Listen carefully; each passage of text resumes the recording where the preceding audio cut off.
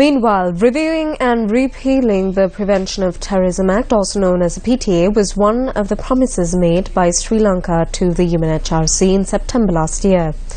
Releasing a report on the PTA, the Human Rights Watch called on the Sri Lanka government to announce a moratorium on the PTA until it is repealed. Human Rights Watch said today that the Sri Lankan government should abide by National Human Rights Commission guidelines on arrest and detention while taking urgent steps to repeal the Draconian Prevention of Terrorism Act. Asia Director for Human Rights Watch, Brad Adams, said, quote, "It is encouraging that the government has taken preliminary steps to abolish the Prevention of Terrorism Act, but the process is moving too slowly."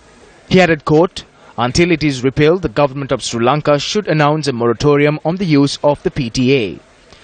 Adams further noted that as long as the PTA is in place and being used, the Sri Lankan government will have a hard time convincing the Human Rights Council that is keeping its commitment. Meanwhile, the Centre for Human Rights notes that the PTA not only undermines terms of the constitution but also disregards various instruments to which Sri Lanka is party to and is thus bound by international law to uphold.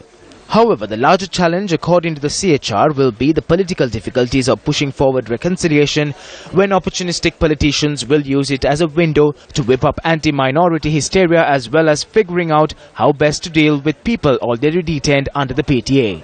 While commending the steps taken by the government to enact new legislation, the CHR calls on all civil society organizations to apply pressure on the government. A. To file cases in court against those in detention who have charged against them. B. To provide them with an opportunity for a fair and just trial, to release them in detention who have no charge against them. C. To grant bail to those who have been in detention for long and to file legal action in court against them.